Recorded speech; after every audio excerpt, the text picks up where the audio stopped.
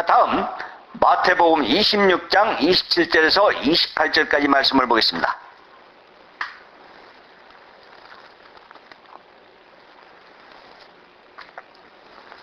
마태복음 26장 27절에서 28절까지입니다. 또 잔을 가지사 살해하시고 저희에게 주시며 가라사대 너희가 이것을 마시라. 죄 사함을 얻게 하려고 많은 사람을 위하여 흘리는 바 나의 피 곧 언약의 피이라. 자, 예수님이 십자가에 돌아가시 전날 밤입니다. 12 제자를 모아놓고 최후의 만찬을 합니다. 최후의 만찬을 어떻게 하느냐 하면 예수님의 몸을 기념해서 떡을 먹습니다. 누룩이 들지 않은 떡을 먹고 예수님의 피를 기념해서 붉은 포도주를 마십니다. 그 포도주의 의미는 죄사함을 의미를 하는 그 피를 말을 하고 있습니다. 곧 언약의 피입니다. 언약이라는 말은 약속이라는 뜻인데요, 죄사함을 약속했다는 뜻이에요. 지금 구원을 받는다는 것이 뭐냐면 예수님으로부터 약속을 받는 거예요. 예수님이 말씀하시기를 내가 피를 흘리는데 왜 피를 흘리느냐 하면 사람들의 죄를 사하기 위해서 한다고 하셨습니다.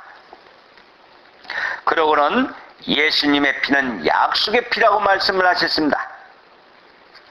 죄를 사하신다는 약속이에요. 자, 그렇다면 예수님은 피를 실제로 흘리셨을까요? 안 흘리셨을까요? 자, 성경 히브리서 9장 16절에서 18절까지 또 보겠습니다.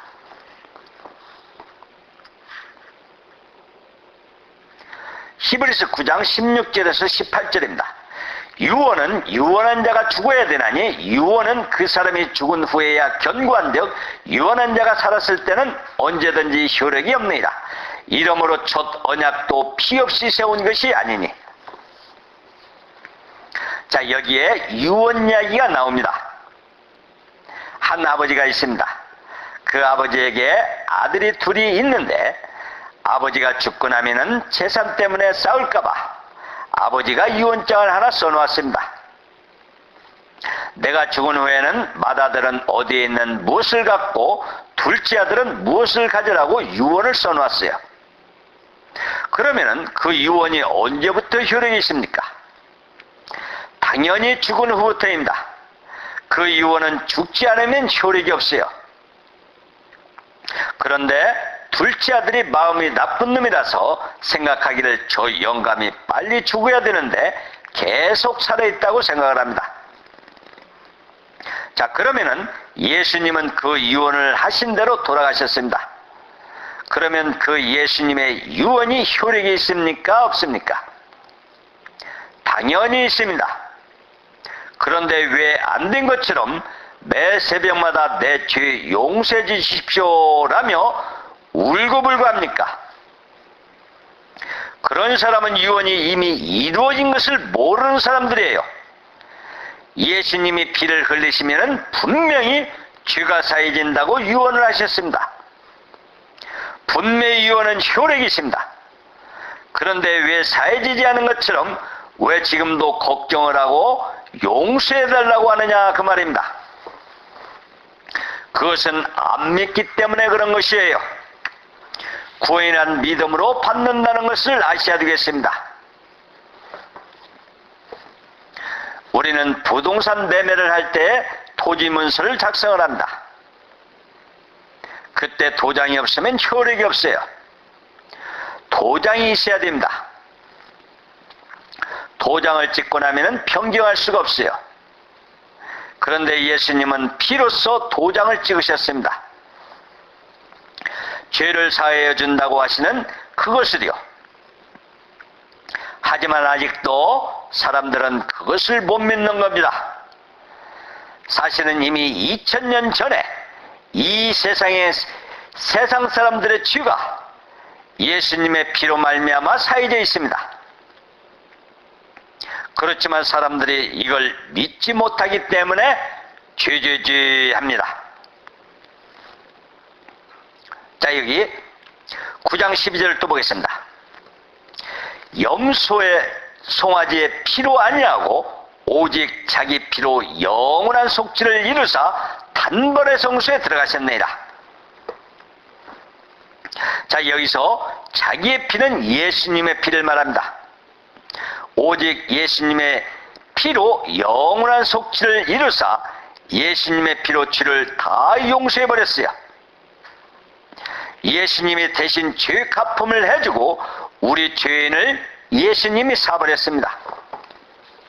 그게 속죄했다, 속량했다, 그런 뜻이다 이 말입니다. 아주 영원히 말입니다. 제가 언젠가 신학 박사 한 분하고 토론을 한 적이 있습니다. 그때 제가 물었습니다. 박사님은 어떻게 믿습니까? 하고 물었더니 그분 대답이 회개하고 회개하고 또 회개하고 목숨이 끊어지기 직전까지 회개하고 그때 완전히 용서받는다고 대답을 하더군요. 교회 생활 이렇게 오래 한 사람도 신학 박사도 그렇게 믿는데 이건 정말 잘못 믿는 것입니다. 자, 오늘 이 시간 잠시 그렇게 한번 믿어봅시다. 회개하는 만큼 용서를 받는다, 그렇게 믿는 거예요. 어느 한 사람이 부흥회에 가서 눈물 콧물을 흘리면서 죄를 다 회개를 했어요. 그러고는 다음 날에 또 화를 내고 거짓말을 하고 죄를 짓습니다. 그러고 나서는 하나씩 다 회개할 수가 없어서 매년 부흥회 같은 데 가서 한꺼번에 몽땅 회개를 받습니다. 그러다가 연중에 교통사고로 죽는다면 그 죄는 다 용서되지 않았는데 어디로 갑니까? 지옥으로 갑니다. 완전히 용서를 못 받으면 지옥에다 들어가요. 그렇게 생각하면은 죄를 짓는 족족 회개하지 못하면 완전히 받을 수가 없어요. 사람이 언제 죽을지 아무도 모르니까요. 자, 히브리서 9장 26절부터 28절까지 또 보겠습니다.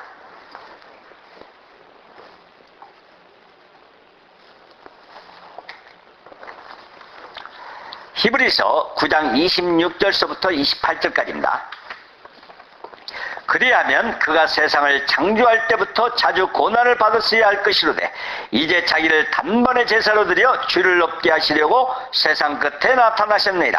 한번 죽는 것은 사람에게 정하신 것이요 그 후에는 심판이 있으리니 이와 같이 그리스도도 많은 사람의 죄를 담당하시려고 단번에 들으신 바 되셨고 구원에 이르게 하기 위하여 죄와 상관없이 자기를 바라는 자들에게 두 번째 나타나시니라. 자, 여기 히브리인들에게는 예수님이 오실 때가 세상 끝입니다. 사람이 죄를 1000번 만번 지어도 결국 한번 죽습니다. 예수님이 한번 죽으신 것으로 우리 죄가 한꺼번에 용서가 된다는 것이에요. 두 번째 오시는 예수님은 자신도 죄와는 관계없이 오시고 예수님을 기다리는 사람도 죄와는 관계없이 기다립니다. 자, 다음에 히브리서 10장 10절입니다. 이 뜻을 쫓아 예수 그리스도의 몸을 단번에 들이심으로 말미암아 우리가 거룩함을 얻었노라. 자, 예수님이 몇 번 들으셨습니까? 단 한 번입니다. 단 한 번 피를 흘리시고 2000년 전 사람도 1500년 전 사람도 그리고 지금 우리도 다 용서받은 거예요. 그러니까 단번에 영원히 용서해 놓은 것이에요. 자, 여기 성경 말씀 또 보겠습니다. 요한복음 8장 2절에서 11절까지입니다.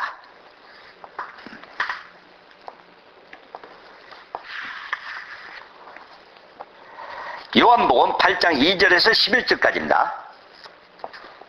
아침에 다시 성전으로 들어오시니 백성이 다 나온지라 앉으사 저희를 가르치시더니 서기관들과 바리새인들이 간음 중에 잡힌 여자를 끌고 와서 가운데 세우고 예수께 말하되 선생이여 이 여자가 가늠하다가 현장에서 잡혔나이다.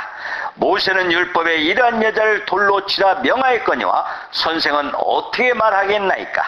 저희가 이렇게 말하면 고소할 조건을 얻고자 하여 예수를 시험함이더라. 예수께서 몸을 굽히사 손가락으로 땅에 쓰시니 저희가 묻기를 맞이 아니하는지라. 이에 일어나 가라사대 너희 중에 죄 없는 자가 먼저 돌로 치라시고 다시 몸을 굽히사 손가락으로 땅에 쓰시니 저희가 이 말씀을 듣고 양심의 가책을 받아 어른으로 시작하여 젊은이까지 하나씩 나가고 오직 예수와 그 가운데 섰는 여자만 남았더라. 예수께서 일어나사 여자 위에 아무도 없는 것을 보시고 이르시되 여자여 너를 고소하던 그들이 어디 있느냐. 너를 정죄한 자가 없느냐. 대답하되 주여 없나이다. 예수께서 가라사대 나도 너를 정죄하지 아니하노니 가서 다시는 죄를 범치 말라 하시니라. 자, 그런데 2000년 전에 피를 흘리신 예수와 지금의 나는 아무 관계가 없는데 그 피가 도대체 나오고 어떻게 관계가 되느냐 하는 문제를 사람들이 이해를 잘못하는 것 같습니다. 자, 그래서 이미 앞에서 과학과 성경에 대해서 이미 말을 다 했듯이 우리는 죄를 짓고 시간이 흘러가면은 잊어버립니다. 하지만 하나님 앞에서는 모든 것이 현재뿐이에요. 과거도 없고 미래도 없고 현재뿐이다 이 말입니다. 하나님은 이렇게 크신 분이에요. 그러면은 예수님이 십자가에 돌아가셨는데 돌아가실 때 2000년 전 사람도 있고 지금 이 시간에 살고 있는 우리도 있습니다. 7년 환란기도 지금 이 시점에 와 있습니다. 2000년 전도 없고 후도 없고 현재뿐이다 이 말이에요. 우리 인간들이 생각할 때는 2000년 전이지만 하나님 앞에는 이 2000년 전이라는 게 없어요. 하나님은 이 지구가 돌면서 시간을 만들어내는 그 안에 계시는 분이 아니니까요. 예수님이 2000년 전에 십자가에 돌아가실 때 하나님께서는 이 세상에 살고 있는 모든 사람이 현재로 보이는 것입니다. 그러니까 여러분들이 죄사함을 받는 것도 2000년 전에 예수님의 피를 흘리셨지만 지금 살고 있는 우리 죄도 그 피로 말미암아 완전히 사함을 받은 것이 되는 것입니다. 우리의 죄가 완전히 용서가 된 것이에요. 유대인의 풍속을 보면은 모세의 율법을 따르는 것입니다. 특히 가늠하다가 현장에서 잡히거나 들키면 돌을 가지고 쳐 죽입니다. 그런 법이 현재도 아랍 지역에서 있습니다. 아랍 사람들도 아브라함의 후손들이 많으니까요. 자, 그런데 예수님 당시에 여자 하나가 끌려왔습니다. 유대인들은 예수님을 싫어하니까 어떻게 판결을 하는지 보자 하고 예수님께 묻습니다. 이 여자를 어떻게 할까요? 물으니까 예수님이 아무 대답도 안 하시고 허리를 굽혀가지고 손가락으로 땅에 글씨를 쓰니까 빨리 좀 대답 좀 해달라고 독촉을 하는 것입니다. 그래서 머리를 들고 일어서더니 너희들 중에 죄가 없는 사람이 있느냐? 죄가 없거든 이 여자를 돌로 치라고 하셨습니다. 하지만 죄 없는 사람이 어디가 있어요? 예수님 말씀 한마디에 그만 다 입을 다물고 나가버렸습니다. 양심의 가책을 받았기 때문이죠. 돌을 들고 따라온 사람들도 자기도 죄가 있는 걸 알고 때리지를 못하는 것입니다. 그래서 다 도망가 버린 거예요. 자, 여기 보세요. 너를 정죄하지 아니하노니 이 말씀은 여러분들한테 하신 말씀으로 받아들이세요. 성경의 뜻은 그런 간음이 아니고 야고보서 4장에 보면은 간음하는 여자들이여 세상과 벗뛴 것이 하나님과 원수임을 알지 못하느냐 이렇게 말을 했습니다. 우리가 하나님을 사랑하고 하나님이 우리 인간을 왜 창조하셨느냐 하면 사랑의 짝으로 지으셨습니다. 하나님과 인간이 살아가는 사이가 되기 위해서 하나님이 우리 인간을 창조하신 거예요. 자, 그런데 우리 인간들이 하나님을 사랑하지 않고 마귀가 지배하는 세상을 더 사랑했습니다. 그게 간음이에요. 우리는 다 간음한 사람입니다. 하나님을 사랑하지 않고 하나님의 원수 마귀의 세상을 더 사랑한 사람들이에요. 그래서 여기 이 여자는 그 대표적인 경우입니다. 그렇지만 이러한 간음한 여자도 예수님 앞으로 가기만 하면 예수님이 뭐라고 말씀을 하셨느냐 하면 나도 너를 정죄하지 않는다고 했습니다. 정죄해버리면 돌에 맞아 죽습니다. 정죄해버리면 이 정죄라는 말이 바로 사형선고가 되어버린다 이 말입니다. 자, 한번 생각들 해보십시오. 그런 죄를 지어도 다 용서받아요. 왜? 예수님이 그 죄를 대신 지셨기 때문에 다 용서가 된 거예요. 그러니까 성경을 믿으면 됩니다.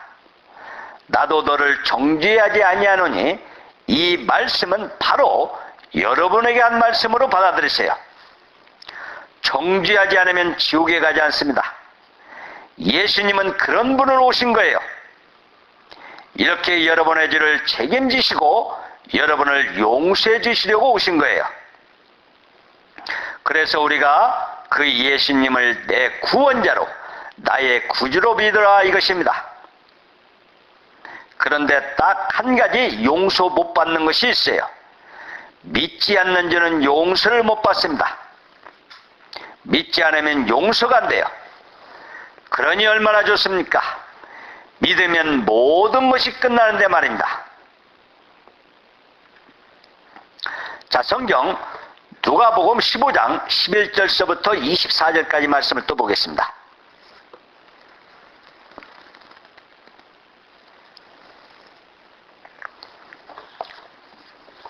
누가복음 15장 11절서부터 24절까지입니다. 또 가라사대 어떤 사람이 두 아들이 있는데 그 둘째가 아비에게 말하되 아버지여 재산 중에서 내게 돌아올 분깃을 내게 주소서 하는지라. 아비가 그 살림을 각각 나누어 주었더니 그 후 며칠 못 되어 둘째 아들이 재물을 다 모아가지고 먼 나라에 가 거기서 허랑방탕에 그 재산을 허비하더니 다 없이 한 후 그 나라에 크게 흉년이 들어 저가 비로소 궁핍한지라. 가서 그 나라 백성 중 하나에게 붙여 사니 그가 저를 들로 보내어 돼지를 치게 하였는데 저가 돼지 먹는 쥐염 열매로 배를 채우고자 하되 주는 자가 없는지라. 이에 스스로 돌이켜 가로되 내 아버지에게는 양식이 풍족한 품꾼이 얼마나 많은고 나는 여기서 줄여 죽는구나. 내가 일어나 아버지께 가서 이르기를 아버지여 내가 하늘과 아버지께 죄를 얻었사오니 지금부터는 아버지의 아들이라 일컬음을 감당치 못하겠나이다. 나를 품꾼의 하나로 보소서 하리라 하고 이에 일어나서 아버지께로 돌아가니라. 아직도 상가하면데 아버지가 저를 보고 측은히 여겨 달려가 목을 안고 입을 맞추니 아들이 가로되 아버지여 내가 하늘과 아버지께 죄를 얻었사오니 지금부터는 아버지의 아들이라 일컬음을 감당치 못하겠나이다 하나. 아버지는 종들에게 이르되 제일 좋은 옷을 되어다 입히고 손에 가락지를 끼우고 팔에 신을 신기라. 그리고 살찐 송아지를 끌어다가 잡으라. 우리가 먹고 즐기자. 이내 아들은 죽었다가 다시 살아났으며 내가 잃었다가 다시 얻었노라 하니 저희가 즐거워하더라.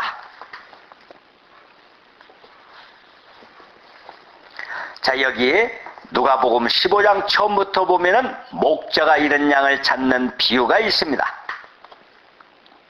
그 다음에 8절서부터 보면은 어떤 여자가 잃어버린 드라크마, 동전 찾는 비유가 나옵니다. 이런 비유 중에 목자는 예수님을 말을 하고 있어요. 예수님이 잃은 양을 찾으러 오신 사실을 말을 하고 여자는 교회에 계시는 성령을 말을 하는 것입니다. 여자는 교회이고 신부이니까요. 성령께서 교회 안에서 역시 잃어버린 사람의 영혼을 찾는다는 그런 뜻입니다. 그 다음에 세 번째는 아버지가 잃어버린 아들을 찾는 비유입니다. 이제 이 세 가지를 다 생각할 수는 없고요. 그 마지막 부분에 여기 이 아버지는 하나님을 말을 하는 것입니다. 두 아들이 있는데 두 아들 중에 맏아들은 이스라엘 민족을 말을 하고 둘째 아들은 우리 이방 사람, 죄인들을 말을 하는 것입니다. 자, 여기 둘째 아들의 아버지가 굉장히 부자인데 우리가 부르는 하나님 아버지도 정말 부자잖아요. 그래서 우리는 제일 부잣집의 아들입니다. 이제 이 둘째 아들이 자기 아버지에게 조릅니다. 뭘 조르느냐 하면 자기 몫으로 돌아온 재산을 달래요. 내게 상속해 줄 것을 미리 달라고 합니다. 아버지가 그렇다면 주마 하고 얼마를 떼어 주었더니 돈이 들 만한 재산을 다 팔았어요. 그리고 이제 자기 멋대로 한번 살아보겠다 하고 아버지 품을 떠났습니다. 떠나서 살다가 허랑방탕한 생활을 했어요. 기생방에도 들어가서 술을 마시며 돈을 쓰고 노름도 하고 그러면서 돈을 다 써버렸습니다. 그리고 어느새 거지꼴이 돼버렸어요. 빈손이 된 것이죠. 이제 자기 아버지께로 돌아갈 수가 없습니다. 이게 무슨 모양이냐 하면 우리 죄인들을 말을 하는 거예요. 우리 죄인들이 하나님을 멀리 떠나버렸습니다. 하나님께로 돌아가려고 하니까 겁이 나요. 그게 이 세상 사람들이 하나님을 믿자 하니까 겁이 나는 것과 같습니다. 하나님을 믿으면 이미 지은 죄가 있기 때문에 심판받고, 그러니까 될 수 있으면 하나님이 없다고 생각을 하는 편이 마음이 편안한 것입니다. 그러니까 무신론을 주장하는 거예요. 하나님은 없다. 하나님이 없으면 자기가 잘못한 것, 죄 지은 것, 그런 것이 아무 문제가 없거든요. 하나님이 있다고 생각하니까 아이고 이거 큰일 났네 싶어서 될 수 있으면 하나님을 안 믿으려고 합니다. 아마 오늘 이 시간 이 복음설교 이 말씀을 듣고 있는 여러분들 중에서도 하나님을 믿는 것이 아주 싫었을 것입니다. 왜? 하나님을 믿기만 하면 죄 지은 것이 들통날까 해서 그런 사람들이 꽤 있을 거예요. 그렇지만 배가 고프고 도저히 견딜 수가 없어 근처에 있는 부잣집을 찾아갔습니다. 나를 일을 좀 시키고 먹을 것을 좀 달라고 하니까 그렇다면 저기 돼지우리에 가서 일을 하라고 합니다. 그래서 그때부터 돼지치는 신세가 됩니다. 그게 뭔 줄 아세요? 그 돼지가 뭡니까? 바로 여러분 육신이 돼지라는 겁니다. 여러분 육신이 돼지예요. 왜 그러느냐 하면 이 육신이 얼마나 많이 먹고 마시고 사고 팔고 심고 거두고 집을 짓더니 여러분이 일평생 사는데 순전히 이 육신 길들이려고 살아왔어요. 이 육신 잘되게 해보려고 살아온 거예요. 그게 돼지치는 사람입니다. 돼지를 쳐도 여러분 오늘날까지 살아왔지만 이 육신을 위해서 돈도 벌고 뭣도 하고 다 해봤지만 만족이 있습니까? 만족이 없는 거예요. 여기 이 사람이 돼지를 치는데 누가 먹을 것을 안 줘요. 돼지는 쥐염 열매를 먹는데 그 돼지란 놈이 그걸 저 혼자 먹고 주지를 않아요. 그것이 바로 인생은 평생을 늙어 죽도록 육신을 위해서 열심히 일을 하고 열심히 살지만 만족이 없다는 그런 뜻입니다. 그래서 하루는 하도 마음이 심란해서 돼지우리 옆에서 하늘을 쳐다보니까 달이 둥둥 뜨는데 고향 생각이 불현듯이 납니다. 가만히 생각해보니 자기 아버지는 부자잖아요. 자기 아버지는 집에 품꾼이 많습니다. 품꾼이 많은데 그 품꾼들도 배를 두들겨가면서 실컷 먹고 사는데 명색이 부잣집 아들이라는 자신은 이게 뭐랴. 도저히 안 되겠다 싶어 염치를 불구하고 돌아갑니다. 돌아가는데 무슨 마음으로 돌아가느냐 하면 이제는 아들 자격으로 돌아가는 게 아니고 품꾼으로 돌아갑니다. 내가 집에 가서 품꾼으로 일하면 설마 먹을 거야 안 주겠나 싶어 그렇다면 이 줄인 배를 채울 수가 있겠지 싶어서 돌아갑니다. 자, 한편 아버지 한번 생각을 해봅시다. 아들이 떠날 때 인사하면서 갔는데 아버지가 어디에 가든지 몸성이 잘 있고 사업도 잘하고 가끔 소식도 전하라고 하면서 보냈을 것입니다. 그러나 떠난 오늘은 소식이 없어요. 허랑방탕한 생활을 하는 사람이 무슨 소식을 전하겠어요. 그래서 이제 걱정을 합니다. 몸이나 편하게 있는지, 사업은 잘하고 있는지, 어떻게 사는지 소식이 없으니까 걱정을 합니다. 그런데 어느 날 어떤 사람으로부터 이상한 소식을 들었습니다. 어떤 아는 사람이 찾아와서 어이구 어르신 참 안 됐습니다 하는 거예요. 왜 뭐 때문에 그래 하니까 대개 둘째 아들이 집 나간 후 가진 재산 다 탕진해버리고 남의 집 돼지 치는 신세가 되어 있다고 합니다. 그게 도대체 무슨 말이냐. 그 전까지 아들 소식이 없었기 때문에 걱정을 많이 했는데 그 소리를 들으니까 미칠 지경이에요. 그 아들이 가져가서 없애버린 재산은 상관이 없어요. 아들만 제발 돌아와줬으면 좋겠다 하는 생각이 간절합니다. 그냥 돌아오기만 하면 좋겠다 이거예요. 그래서 매일같이 혹시나 아들이 돌아오나 싶어서 거리에 나가서 이마에 손을 얹고 아들이 돌아오는지 기다립니다. 이렇게 아들을 기다리고 있는 아버지, 그게 하나님의 마음이에요. 하나님이 이 세상 죄인들을 그렇게 기다리고 계십니다. 하나님이 여러분을 얼마나 사랑하는지 알아요? 그러던 어느 날, 여느 날처럼 문 밖에 나가서 기다리고 있으려니 저 멀리서 거지 하나가 무거운 발걸음을 옮기면서 천천히 걸어옵니다. 부모는 그 걸음걸이만 봐도 자기 자식을 구별할 줄 알아요. 그 걸음걸이를 보니 틀림없이 자기 아들입니다. 아버지는 도저히 견딜 수가 없어 쫓아나갑니다. 자, 20절을 보세요. 이에 일어나서 아버지께로 돌아가리라. 아직도 상가가 먼데 아버지가 저를 보고 측은히 여겨 달려가 목을 안고 입을 맞추니 이렇게 말을 했습니다. 그런데 그 아들이 어떤 꼴이 되어서 돌아왔겠습니까?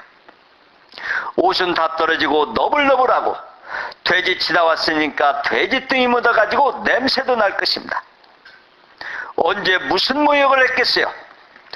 온몸에 냄새가 나고 입에도 냄새가 나겠지만 아랑곳하지 않고 목을 덥석 안고 입을 맞추는 그 아버지를 한번 생각해 보세요. 그게 누구냐면 바로 하나님 아버지입니다. 우리가 하나님을 너무 몰랐어요. 하나님을 너무 몰랐습니다. 여러분들은 죄를 짓고 사는 그것이 하나님을 떠났지만 하나님 편에서는 여러분들이 죄를 지은 것을 용서하시고 구원하시려고 간절히 그렇게 기다리십니다. 그게 하나님의 마음이에요.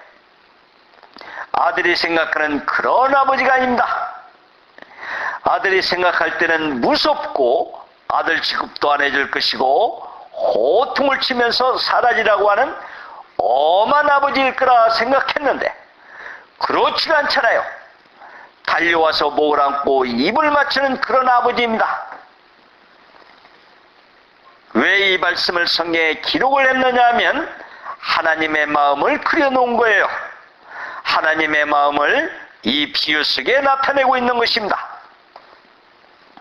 우리가 이것을 안다면 우리 마음이 하나님께로 가지 않을 수가 있겠어요? 우리가 그 하나님을 배반할 거냐 이것입니다. 배반할 수가 없잖아요. 자, 21절을 또 계속 보겠습니다. 아들이 가로되 아버지여 내가 하늘과 아버지께 죄를 얻었사오니 지금부터 아버지의 아들이라 일컬음을 감당치 못하겠나이다 하나.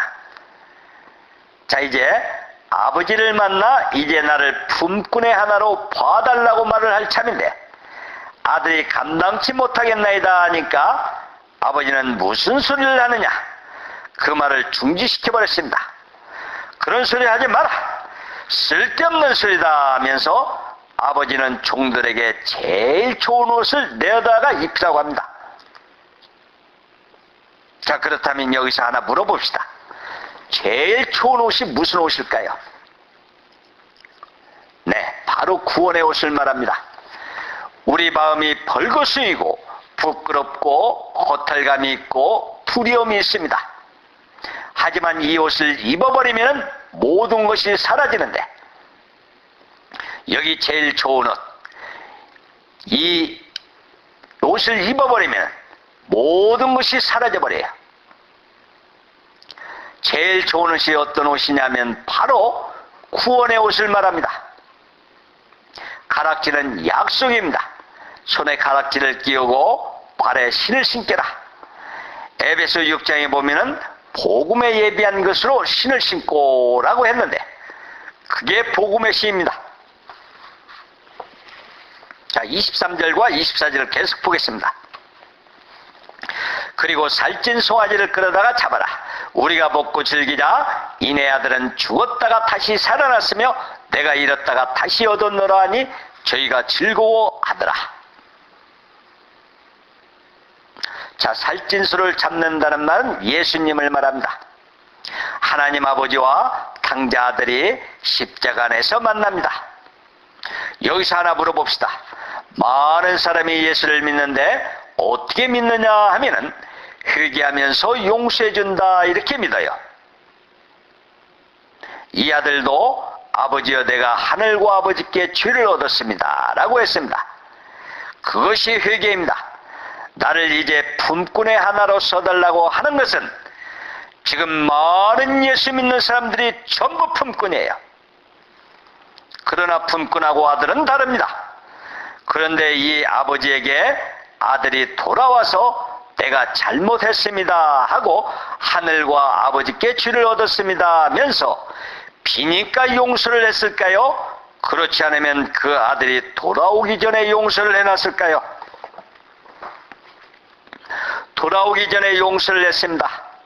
돌아와서 아버지께 제가 잘못했습니다 하면서 용서해 주십사 해서 용서한 게 아니잖아요. 하나님은 우리가 회개하기 전에, 우리가 하나님을 알기 전에 이미 우리의 죄를 다 용서해 놓으신 거예요. 그러면 됐잖아요. 그래도 아직 안 됐어요. 하나님이 하나님에 대해서 가졌던 오해를 푸는 겁니다. 오해를 풀어야 돼요. 하나님의 오해가 뭐냐 하면 나를 벌 주시기만 한다는 오해, 무서운 하나님이다 하는 그런 오해입니다. 하나님은 그런 하나님이 아닙니다. 사랑이 많으신 하나님이세요. 그래서 차마 우리에게 벌을 줄 수가 없어서 그 아들을 인간의 육신으로 보내어 거기다가 죄를 다 처리한 것입니다. 물론 그 아들은 부활을 시켰지만 우리 죄인을 사랑하기 때문에 우리 죄는 그냥 용서하신 겁니다. 우리가 하나님 알기 전에 벌써 옛날에 용서해 놓은 거예요.